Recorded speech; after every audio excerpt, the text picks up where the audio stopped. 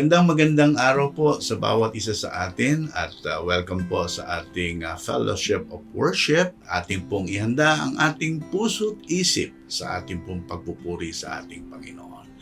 Ang lahat po ay inaanyayahan na maging kabahagi ng napakagandang pagkakataon para luwalhatiin ang ating Diyos sa ating pong kalagitnaan. Pero bago po tayo umawit, kasama ng Praise and Worship team, ating pong pakinggan ang ilang mga salita mula po sa ating Panginoon. Good morning everyone. Reading from Romans 8 verse 31 to 39. What then shall we say in response to this? If God is for us, who can be against us? He who did not spare his own son but gave him up for us all, how will he not also along with him graciously give us all things? Who will bring any charge against those whom God has chosen? It is God who justifies.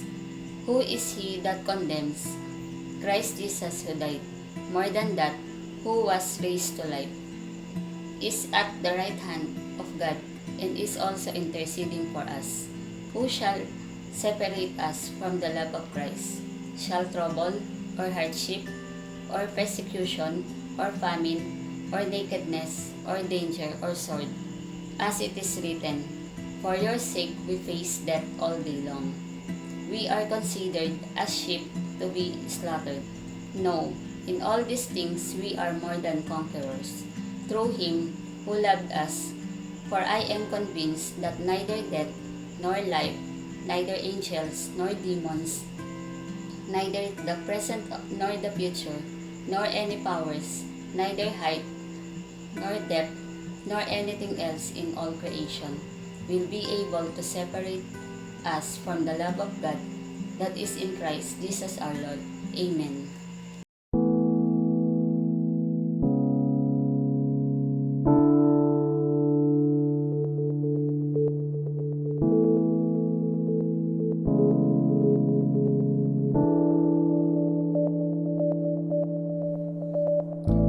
Blessed be your name in the land that is plentiful, where streams of abundance flow. Blessed be your name. Blessed be your name when I'm found in the desert place. Though I walk through the wilderness, blessed be your name. Every blessing you pour out, I'll turn back to praise. When the darkness closes in, Lord, still I will say, blessed be the name of the Lord. Blessed be your name. Blessed be the name of the Lord. Blessed be your glory.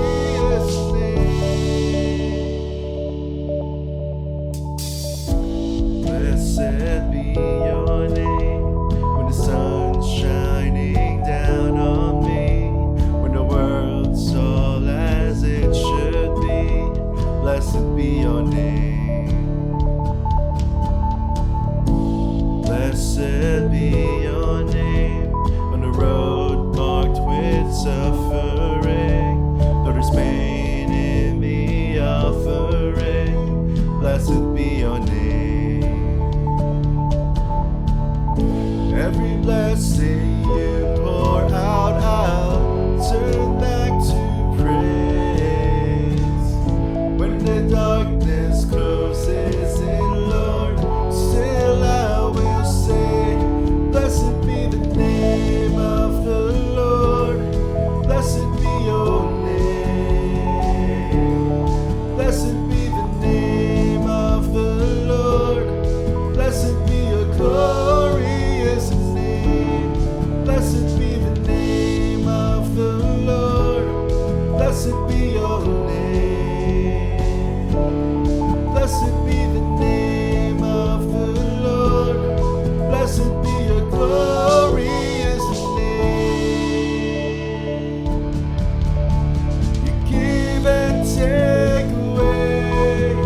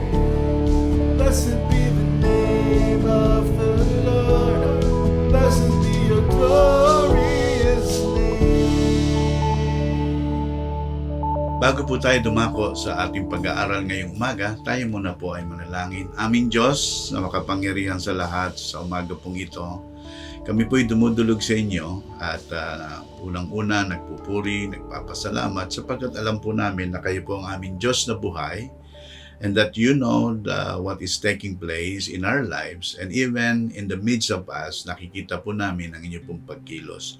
Purihin ka sapagkat we know that you know everything and you see everything, Lord, and we can entrust everything to you. Salamat aming Panginoon Diyos. Patuloy po namin dinudulog sa inyo ang Southern Light at ang iba pa pong mga churches that are joining us, Lord, in this collective worship. Lord, I pray that you grant to each and every one of us the wisdom to continue living our lives while we are in the midst of this pandemic, while we are in the midst of other forms of difficulties. Patuloy niyo po kaming bigyan ng pangunawa sa dapat po naming gawin. And help us, Lord, to honor and glorify you. I pray that even the leaders of our church would continue to align our plans according to what you want to happen to our church, to even to churches that are joining us, and to each and every one of us. We're praying, Lord, for our church people na patuloy niyo pong bigyan ng kalakasan. We're praying for those who are sick, that your healing touch be upon them. Praying, Lord, for those who are encountering some problems with finances. I pray, Lord, that your provisions be upon each and every one of us. Salangin namin, Panginoon, ang niyo pong patuloy na pangunguna doon sa may mga kinakailangan pong ayusin ang mga problema sa kanilang buhay. Kahit na anong anyo ito, Panginoon, inihahandog namin ito sa inyo pong harapan, sa inyo pong paanan.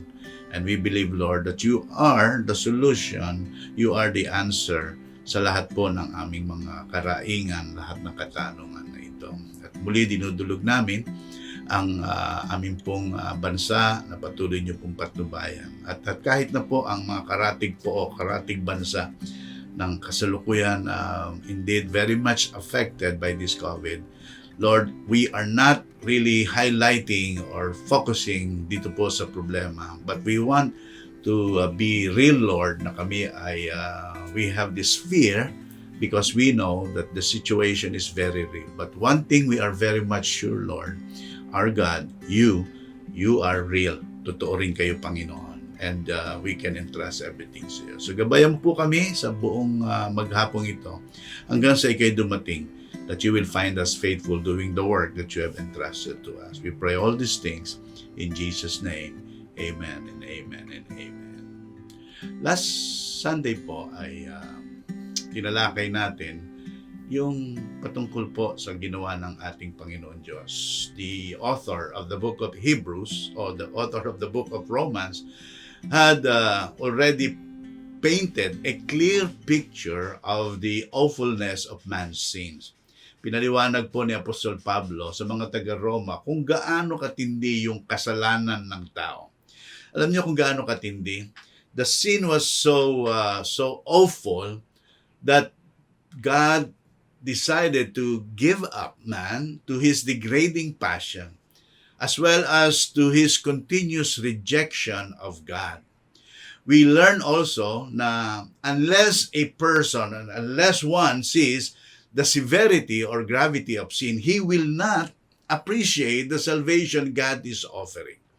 Alam mo, parang ganito kung makikita mo kung gaano katindi yung iyong problema at may tumulong sa iyo, masyadong malaki, magiging maganda ang appreciation mo doon sa tulong na binigay sa atin. You see, man is sinful, but God took care of it. Doon makikita mo dito yung pagmamahal ng ating Panginoon Diyos. God is so loving, God is so gracious, and even though man is sinful, He took care of it by providing a way of escape and save us from the problem, and not only the problem, but also from the penalty of sin. You remember Romans 6:23? Romans 6:23 says, "For the wages of sin is death." And that is from chapter 1 to chapter 3, in the middle part of chapter 4, talks about the severity of sin. But on the last part of that verse, it says, the wages of sin is death, but the gift of God is eternal life through Jesus Christ our Lord. The gift of God is eternal life.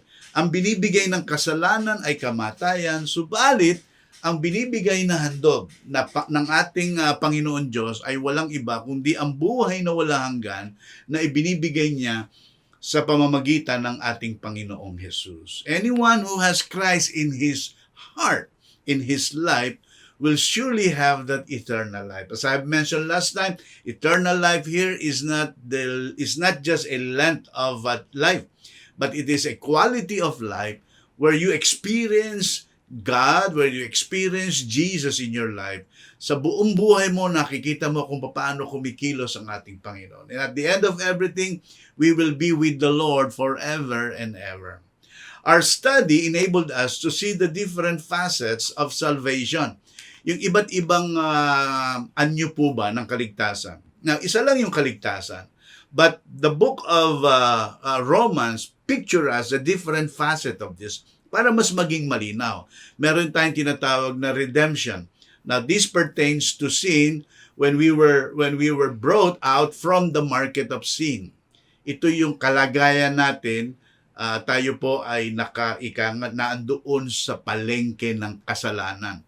Naroroon tayo at tayo po ay nakatali doon. And then comes the idea of propitiation. Propitiation or satisfaction.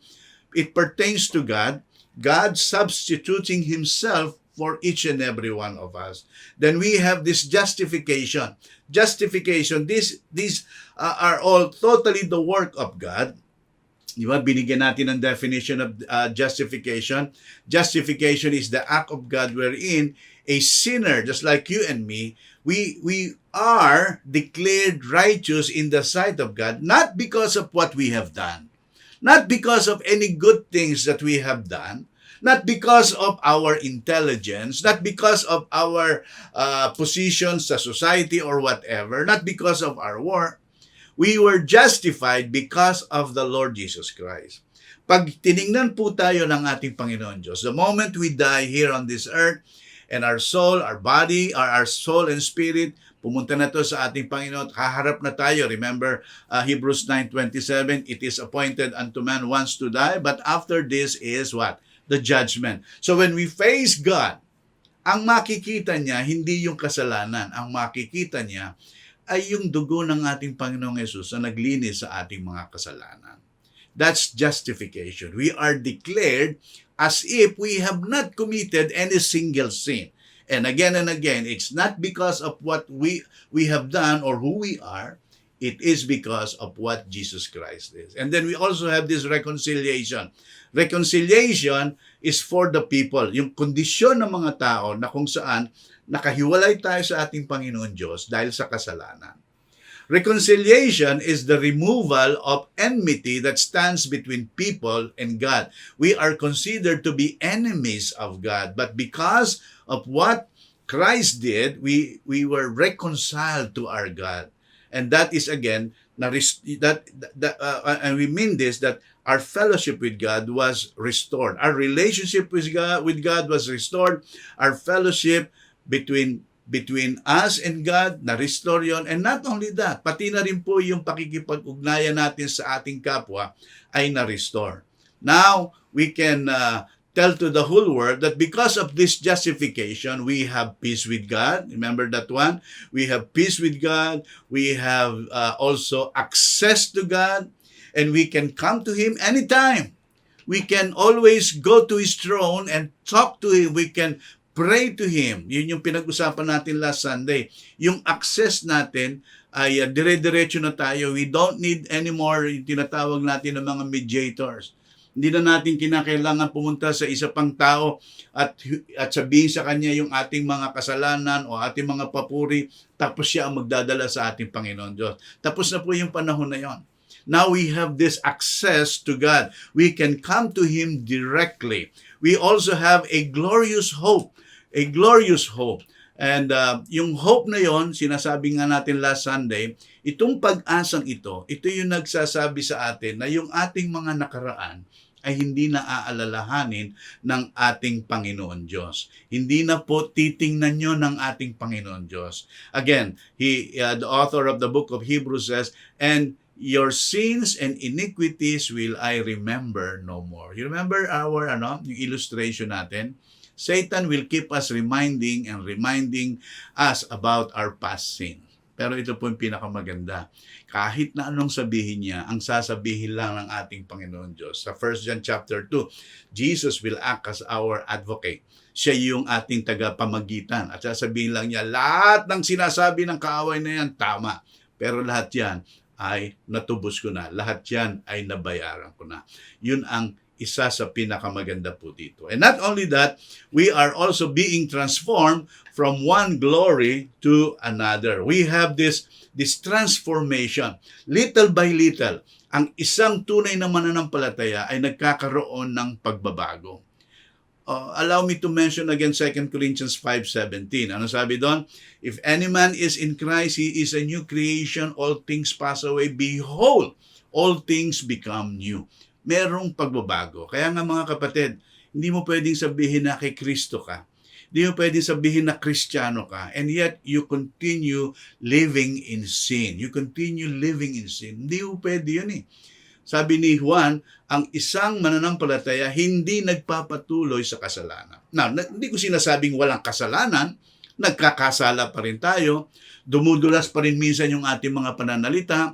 Minsan nawawalan tayo ng self-control, nagagalit tayo ng minsan wala sa lugar. Lahat ng iyon. Pero manlinaw po ang sinasabi ng salita ng Panginoon Diyos. So 1 John chapter 1 verse 9, ang sabi doon, if we confess our sins, He is faithful and just to forgive us from all this unrighteousness. Yung sinasabing confession, it is the declaration.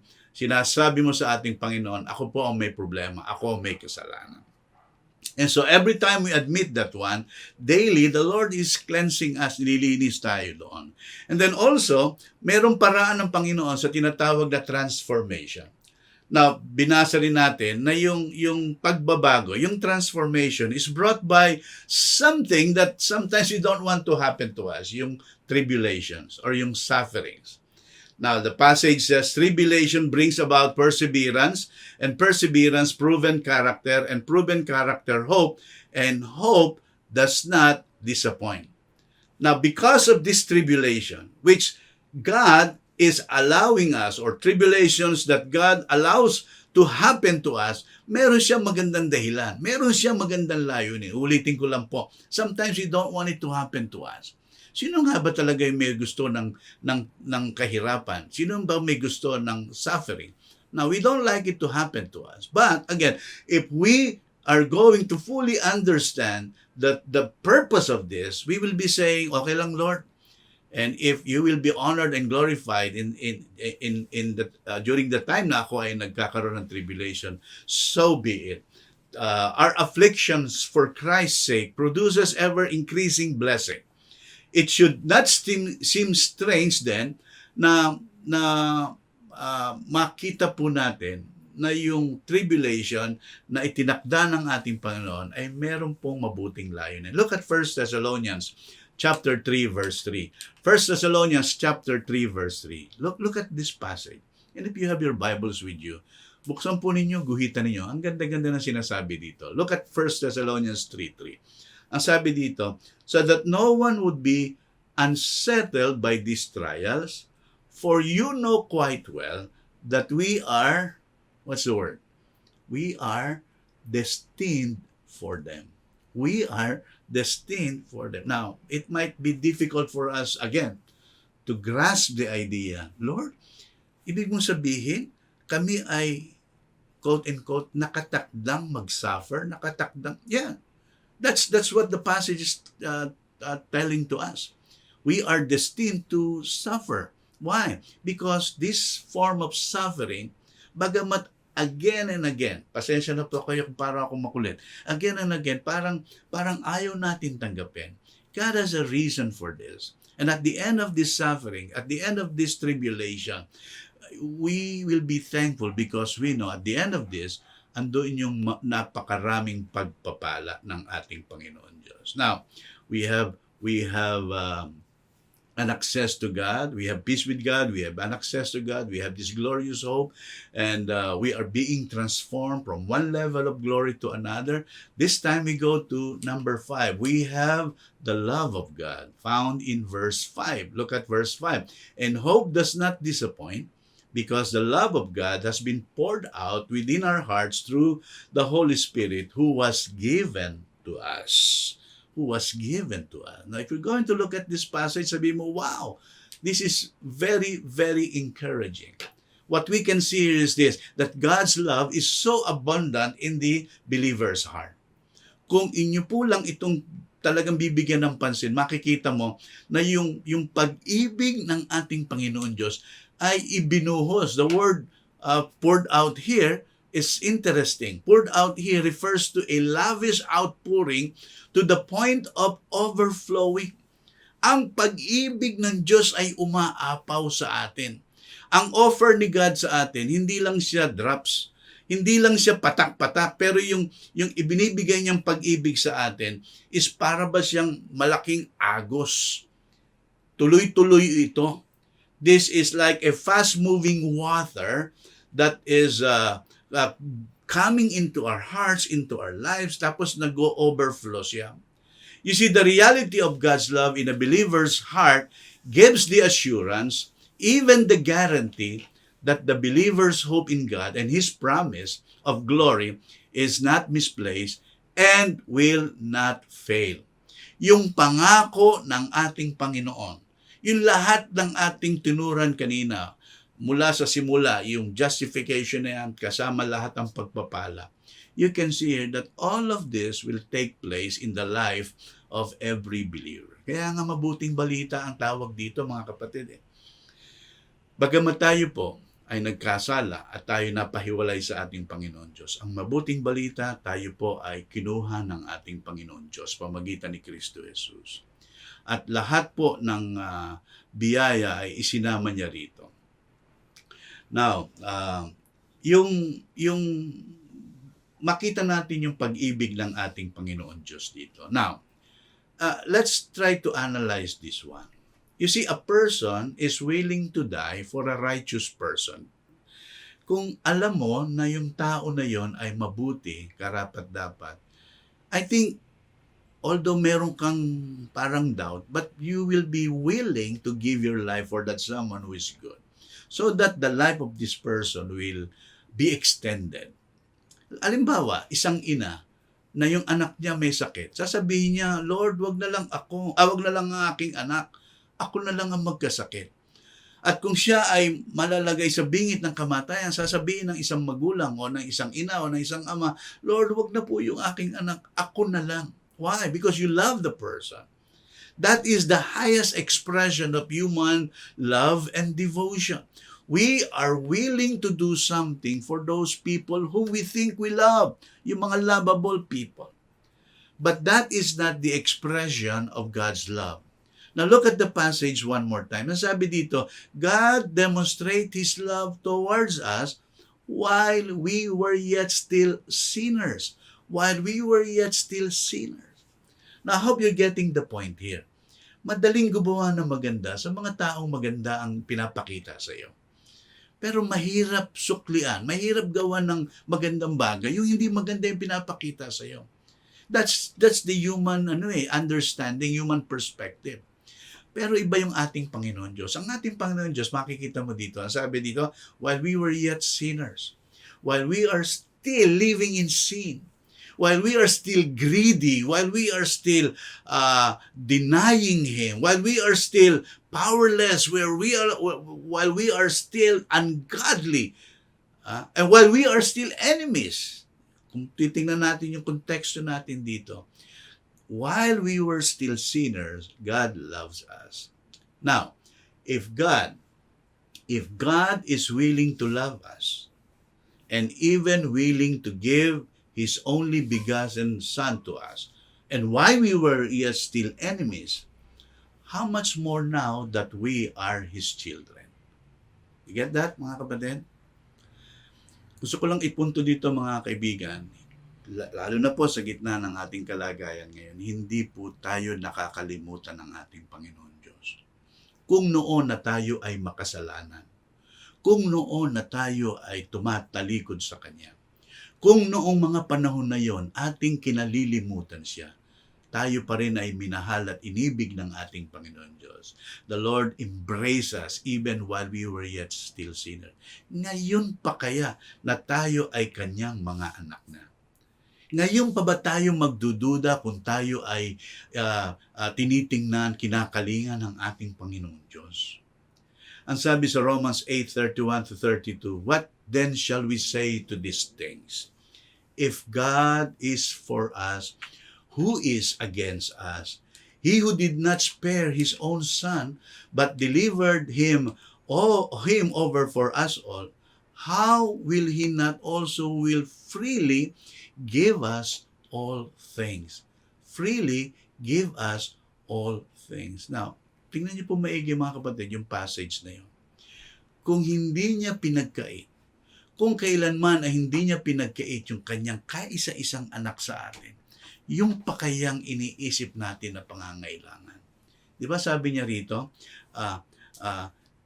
let me read that again. If he who did not spare his own son, but delivered him over for us all, how will he not also with him freely give us, what did he say? All things. Ano yung all things? Well, I think it's a simple ano lang, di ba? Ang ibig sabihin ng lahat ay lahat. All things, all the best things that we may desire for our lives. Ibinigay niya lahat. Kaya nga yung ating pinag-uusapan dito, when God justifies, He provides additional blessing. He pour out His love toward us. He pour out His love toward us despite na tayo ay super ang kasalanan natin. Minahal tayo ng Panginoon. The next is, this love of God also gave us the assurance.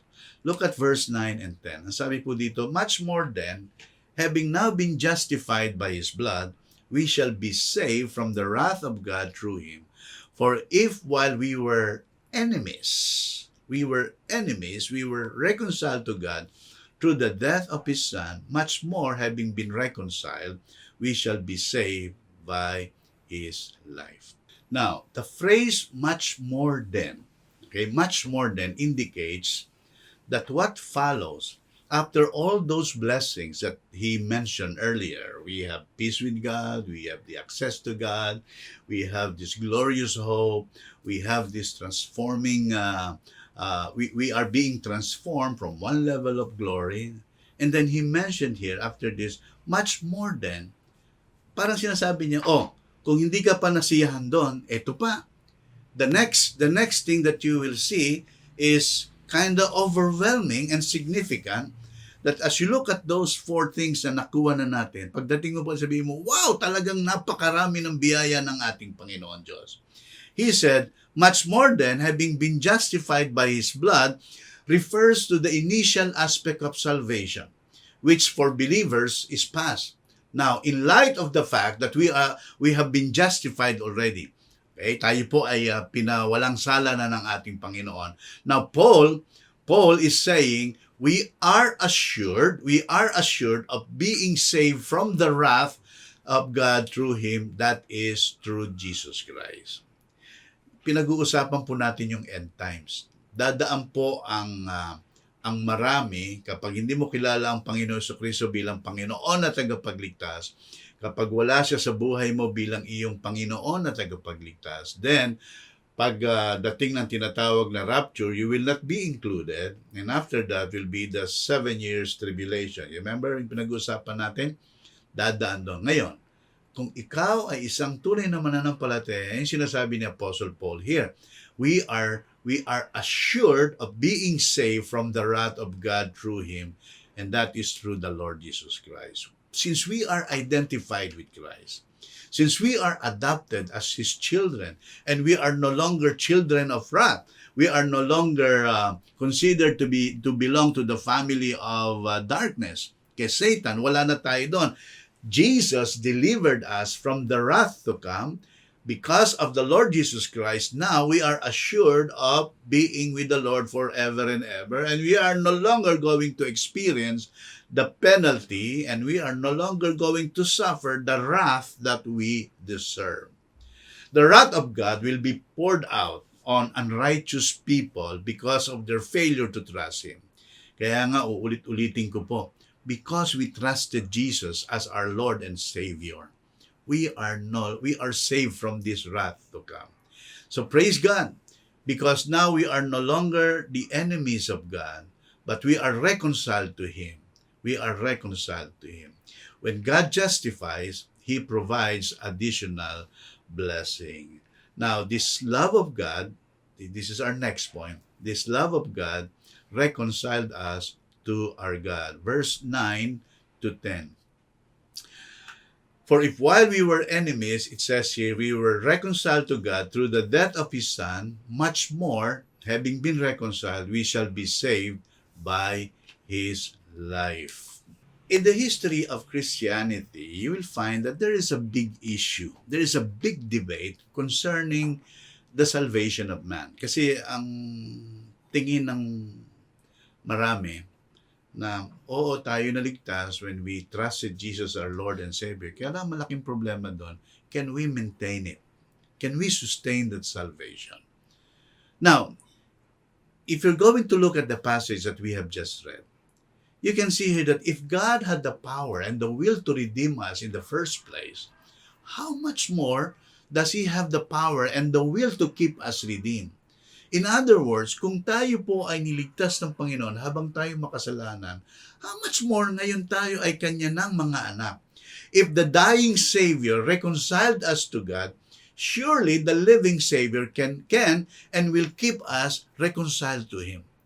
Ito lang po nakaraang araw, meron po akong mga tinuturoang pastors and church leaders sa isang bansa. Yun ang tanong niya, kung ang kaligtasan ba natin ay mawawala kapag tayo ay nagkasala at hindi nakahingi na tawad kapag tayo ay binawian ng buhay. Ang sabi ko lang sa kanya, kapatid, our salvation is not brought by what we have done here on this earth. Salvation is solely the act of God giving us eternal life, saving us from the penalty of sin. That is the sole act of God. Wala tayong bahagi doon. Ang bahagi lang natin, we receive that gift. And if God save us from that sin, He will make sure that yung ating kaligtasan ay mananatili sa atin. Mananatili sa atin. So, the trust of this truth for believers is that our Savior not only delivered us from sin and its judgment, but also He delivered us and make sure that up to the end, up to the last part ng storya ng mundo, ika nga, we could be with Him forever. And that is why I have this confidence, because I know when God saved me, He took care of my sin and He took care of my final destination. You see, every blessing a Christian has come from the Lord Jesus Christ. As what we have mentioned earlier, through Him we have peace with God, we have grace and the hope of glory, we have perseverance, we develop a proven character and hope.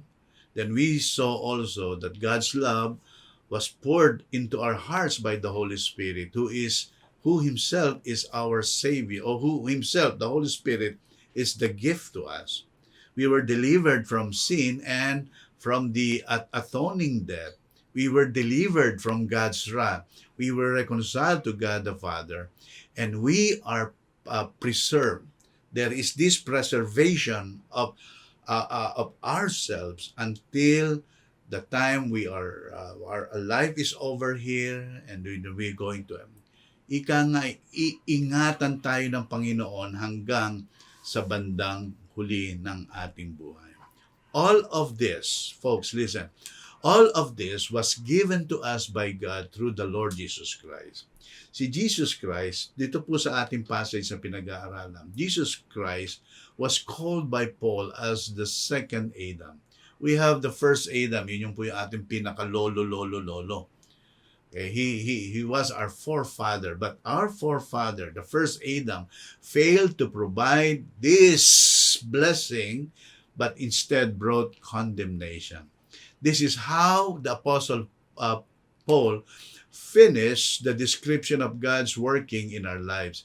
He presented to us the contrast between the first Adam and the second Adam. The first Adam is our forefather, and Jesus Christ is our the second Adam. Let me read to you Romans chapter 5, verse 14. Nevertheless, death reigned from the time of Adam to the time of Moses, even over those who did not sin by breaking a command, as did Adam, who is a pattern of the one to come.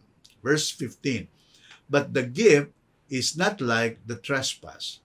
For if the many died by the trespass of the one man, and that is Adam, how much more did God's grace and the gift that came by the grace of the one man, that is the Lord Jesus Christ, overflow to the many? Nor can the gift of God be compared with the result of one man's sin. The judgment followed one sin and brought condemnation, but the gift followed many trespasses and brought justification. Verse 17, for if by the trespass of the one man death reigned through that one man, how much more will those who receive God's abundant provision of grace and of the gift of righteousness reign in life through the one man, and that is Jesus Christ. Consequently, just as one trespass resulted in condemnation for all people, so also one righteous act resulted in justification and life for all the people. We call this as the tale of two Adams. One brought condemnation, the other one brought justification. And not only justification, yung binanggit ko kanina, yung justification ito, it's like a package eh. It's like a balikbayan box. Pagdating sa iyo, ang tingin mo balikbayan box. Pero pagbukas mo, punong-puno ng mga iba't ibang anyo ng biyaya. Now, I'd like you to look at the chart. Okay?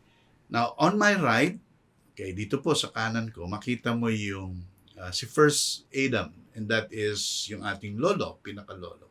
The second Adam is none other than the Lord Jesus Christ.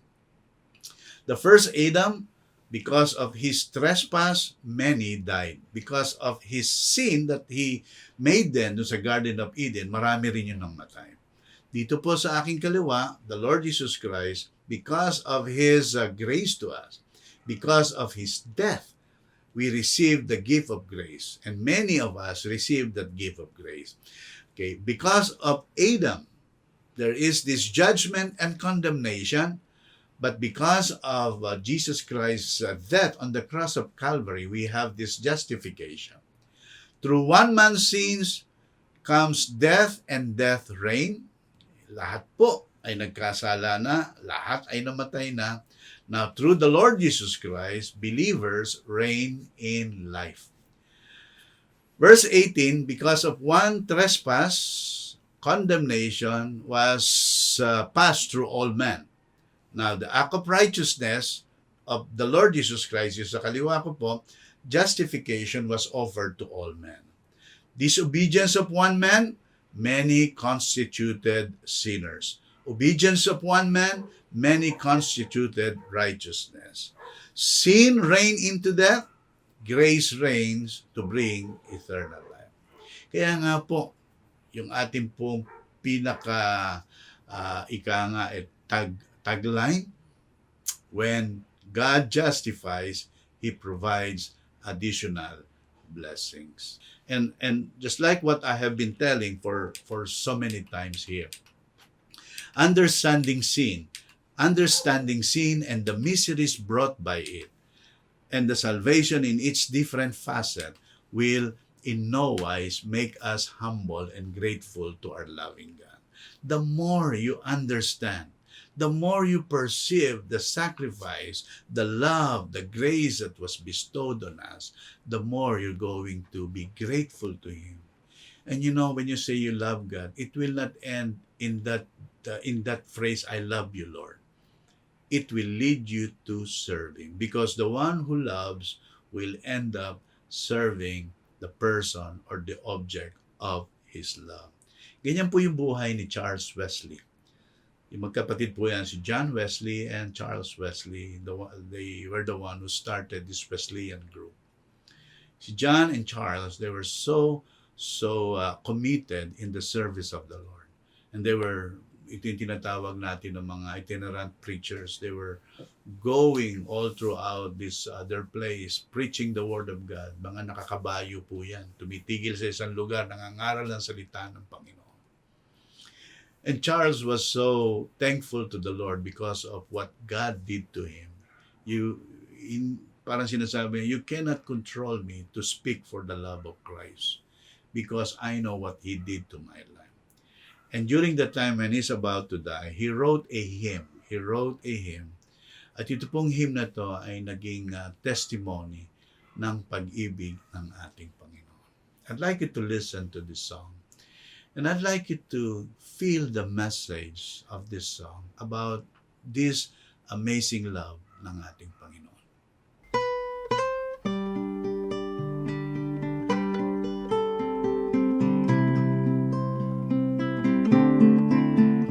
How wonderful the day He came and raised me to my feet. Amazing love, amazing love. How wonderful the love that found no fault, but only me. Amazing love, amazing love. This love can move the unmoved mountain and melt the heart of stone. This love will find the last lost child and bring him home. And as long as I have breath in me, my lips shall raise a melody in praise of His amazing love. Amazing love, how can it be that Thou, my God, shouldst die for me? Amazing love, how can it be that Thou, my God, shouldst die for me?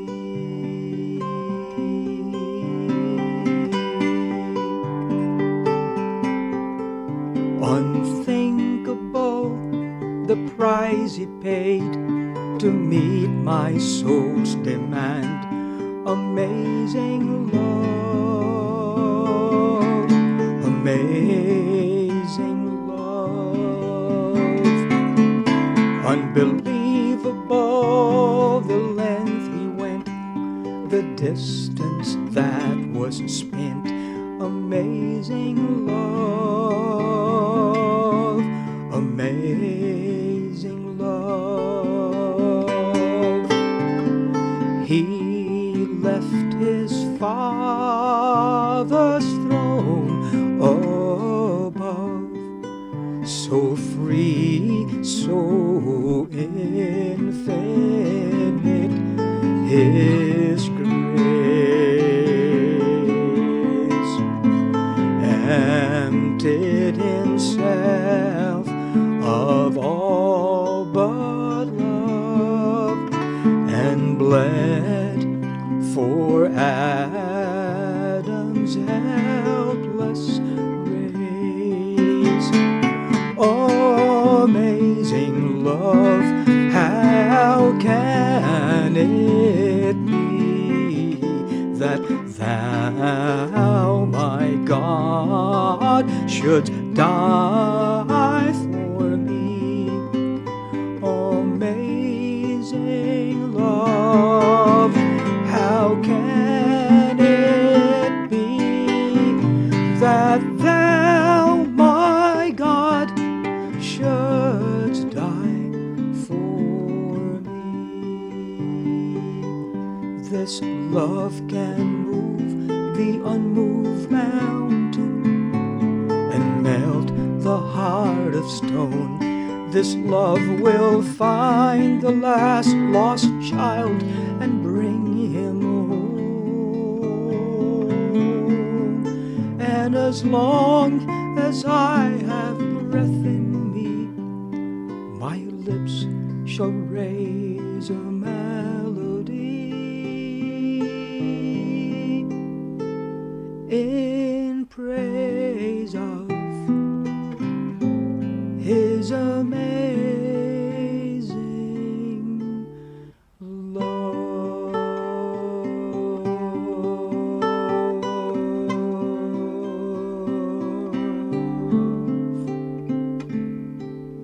Thank you, Bishop Reven, for that wonderful song, Amazing Love.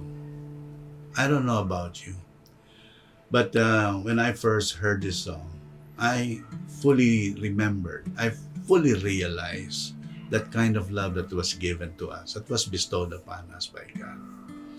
At kung hindi po tayo, kung hindi po natin ito ilalagay sa ating puso't isipan, if we are not really going to understand this very well, we will find it so difficult to serve Him. To serve Him.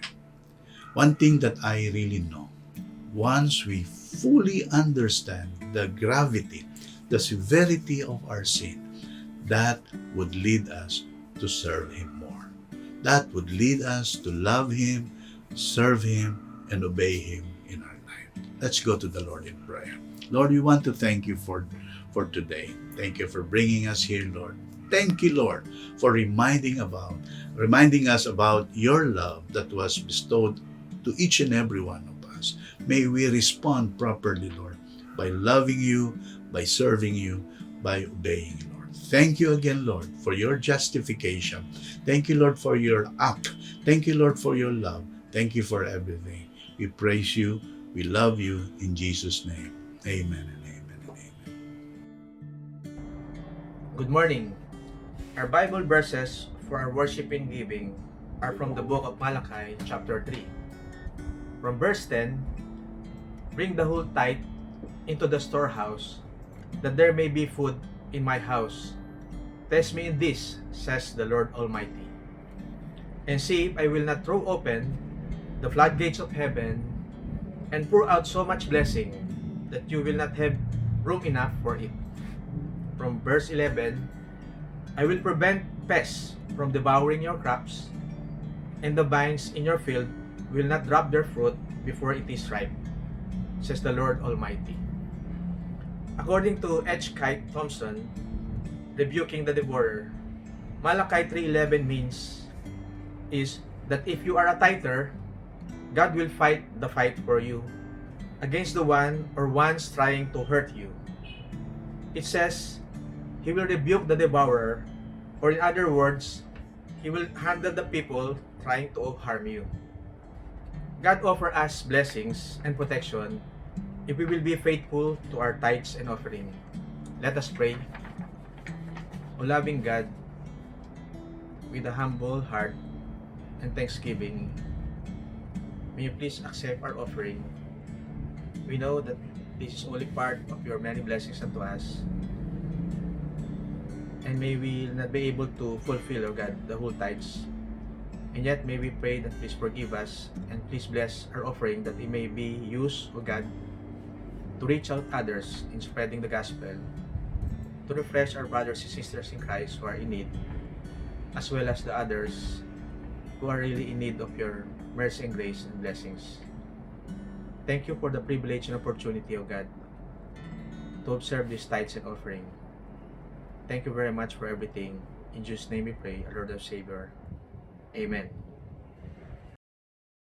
Mga kaibigan, mga kapatid, nawa po ang ating pag-aaral ngayong araw na ito ay nagdala po sa ating puso ng kaligayahan na habang naintindihan natin, naunawaan natin, ginawa ng ating Panginoong Jesucristo para sa atin, para tubusin tayo sa ating mga kasalanan. Sana ito po ay nagbigay ng ibayong kasiyahan sa bawat isa upang makapagpatuloy tayong maglingkod sa ating Panginoon Diyos. And always remember this, that the grace of our Lord Jesus Christ, the love of the Father, and the fellowship of the Holy Spirit is always with us. God bless you. See you next Sunday.